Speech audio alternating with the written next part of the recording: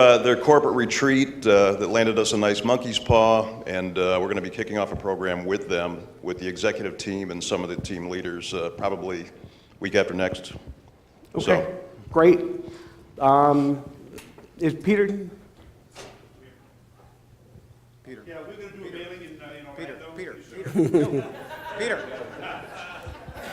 I don't know what the result is going to be from the mailing we're going to do in Orlando, but we'll see. We'll talk about that, Jim, later in Tampa. So what do you want to know? Yeah. About the briefing you did for the non-selling professionals that you just did, and what kind of results you got? We did a briefing, but that was only for attorneys. We sent out an email blast to 4,000 attorneys in Atlanta.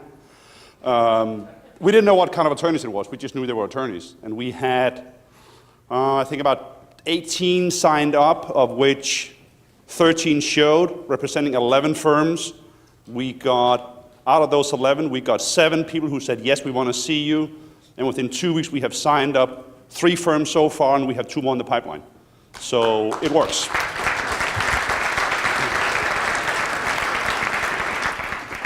A couple of things that we're finding in terms of marketing the book that has been leading to results, and not just, go send out a lot of books just to send out a lot of books. We have been leveraging our clients. So our clients were using LinkedIn to see which of our clients are connected to law firms, accounting firms, engineering firms, architectural firms, consulting firms. What we're asking our clients to do, if they're comfortable, is send out a book. We will send it out for them, have it come from our client to somebody that they know, and ask them to read the book. And then if they're open after reading the book, we go out for breakfast, we go out for lunch, for coffee, for drinks. We're getting personal introductions that way, and that has led to a number of great opportunities. So for us, that has been way more successful than just mailing the books out to a list. Something else that's been really helpful, there was a really large engineering firm in Atlanta, in the Philadelphia area, that I was trying to call on. I was calling on, couldn't get anywhere. Met the guy at a networking event. We talked, had a little bit of pain. I said, would you like to read this book? He said he'd be open to reading the book, so I sent him the book, and we had an appointment for 3 weeks after he got the book. Told him he was perfectly fine if he wanted to cancel the appointment after going through the book, if he didn't think it applied. Sent him the book. We got together. He read about a third of the book, but based on what he read, knew that we understood exactly what the pains were. And that looks like it's going to turn into a really nice opportunity. So what we're trying to do is use this to help us with the credibility in those marketplaces, to get us in front of the right kinds of people, get the books in their hand, with the caveat that we're going to schedule an appointment, whether over the phone or face-to-face, to go over what they've read. And we have found that that has been very, very successful for us in terms of converting conversations, sending books out into really good opportunities into the pipeline. So, a couple lessons that we've learned along the way. One, don't double your workload by providing separate briefings for sales professionals and non-selling professionals. When we first started, we did that, and it took twice as much effort. And there's a ton of energy in the room when you've got 4 people sitting in a briefing. So it took a lot of effort. We were doing twice as many briefings. Each briefing had about half as many people, and it just wasn't worth all of the time and the effort. We also, again, for a short time, started a separate professional advantage class, realized we were working way too hard to try to fill up both classes, and that the non-selling professionals were perfectly fine in President's Club. Don't join a professional association that caters to marketing professionals of law firms, accounting firms, engineering firms. Even the most senior folks, CMO of a firm, oftentimes is viewed as an administrator, will sometimes have to get sign-off for ordering new business cards, let alone making a decision for tens of thousands of dollars in training or more. So don't waste your time, don't bother. They also don't have the credibility in the firm to get you where you need to go. So for the larger firms, managing partner, typically if it's a larger firm and they've got different practice groups, there's a practice group leader for each group. Those are good people to talk to. Partners sometimes have their own discretionary income, but if you get much lower than that, it's probably not going to go anywhere. I will also tell you that in terms of their decision-making process for the really large firms, they're a way bigger pain in the butt than even your large corporate accounts. It's not that linear structure that regular traditional sales organizations have, so things can go wrong in even more places. It can take an even longer time to close. So if you're looking to get started in the marketplace with this, I would suggest small to mid-sized firms. They've got a lot of pain. They can see the return on investment very quickly. That return is typically going right back into their pocket, where the larger firms, it's not as much a direct correlation. So that's where I would start with as you go through and do this. So get to questions in a second, but based on what we've talked about, how many of you think that in the next 8 to 12 weeks, you may try an executive briefing where you're going to try to get non-selling professionals in there with your salespeople?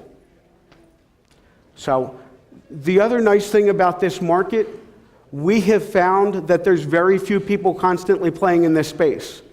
There are 1 or 2 large organizations, national companies, where firms send their people to go get fixed for 3 days, and then they come back and they may have, monthly teleconferences. By the way, firms are spending as much for that as they are for a year's worth of training. So they're spending a lot of money. There are marketing people who are only okay at marketing, who think that they know about sales and business development, who are weaker than some of the weak independent sales trainers that you see in your areas. That's really the competition that's out there. There's not as many major players. There's not the Miller Hymans and the Richardsons of the world in this space. So it can be a really good place to go where you may have a little less resistance in terms of the competition as well. Would you mind commenting on the size of firms that you see to have most success with? We have seen success with firms of all sizes. There's one firm, they're a top 100 firm nationally. We worked with their Philadelphia office, and we worked with, 60 or so attorneys over time that saw great success, and quite frankly, because with the large firms, the corporate work they're doing, oftentimes one big piece of litigation would pay for any training that you would ever do for the firm. We've also seen the small to mid-sized firms in the architectural world, because things with construction really went down. A lot of people got laid off from those firms. We're working with a lot of solo architects and engineers who are seeing great success. Their revenue is going from $50,000 to $250,000, $300,000 in less than a year, because it only takes a couple of projects for those folks to see a lot of return. So most of the folks in the non-selling professional world, they don't need to close 100 pieces of business over the course of a year. For a lot of them, if they close 3, 4, 5 over the course of a year, it's going to be a home run and they're going to get a major return on investment. So, any questions? Evan, over here. Yeah, Kevin, I've called on a number of these attorneys, and I've had personal introductions, and I keep running into the same problem over and over, that we run into sales that works, but I'm hearing things like, you need to talk to our business development person, you need to talk to our management person. And when we run into that in sales, it's like, well, appreciate that, but can I share something with you? Often they're the problem. And I've tried that over and over, and I just keep getting shoved into that corner, and as soon as you talk to them, it's like, we're good, I got it covered. So the question to ask them, and by the way, in speaking to the professionals, the attorneys, the accountants in those firms, they tell us those business development folks are great at making lists, and that's about all they can do. The question that we'll ask is, I'm sure that the business development person's doing a great job. Tell me about how they're teaching your attorneys to be more effective once they get in front of the opportunity that they develop. The answer is they're not. So we say, geez, if the attorneys could be a little bit more effective. And by the way, tell me a little bit about how they're helping the firm with cross-selling, having the partners from different practice areas refer each other in. Tell us a little bit about how that person's helping with that process. The answer is they're not doing any of that. And we'll say, if there were a couple more referrals going back and forth just within your own current clients, how much revenue are you leaving on the table? And they start to get that we do something that's much different than making the lists that their business development people make.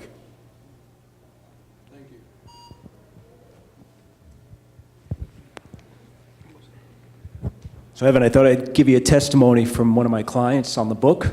I have a client, High C, worked for a big law firm. Him and his wife started their own energy conservation consulting practice, went through foundations, pretty critical of the Sandler methodology, not so much the content behind it, but I guess the packaging, if you will. And I said, tell you what, I have a book for you. Why don't you read it? If you promise me you read it in a week, I'll give it to you for free, and give me your feedback. And he came back and he said, wow, this is amazing. He said, this helps me put Sandler into a totally different concept, and I can see it being applicable for my other colleagues that are lawyers. So just Thank you very much. Feedback. So, and those of you who haven't read the book, you'll see that we're just tweaking and modifying things a little bit. This is not a radical departure from the submarine, from the Sandler sales process.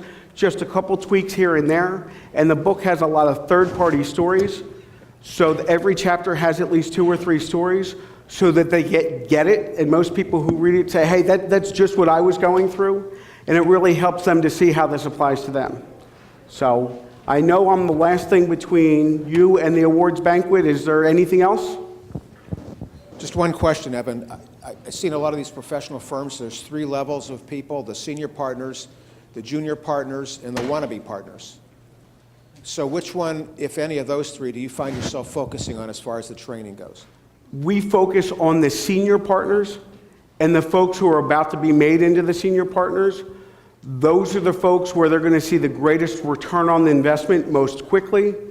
Especially for law firms, the junior folks tend to turn over 50-60% by the time they would get to the level where they're at the partner level. So most firms don't want to invest in those junior level folks because they know most of them won't be around. So we're shooting for the senior level folks or the folks who are about to become partners within the firms. Good, thank you. So thank you very much.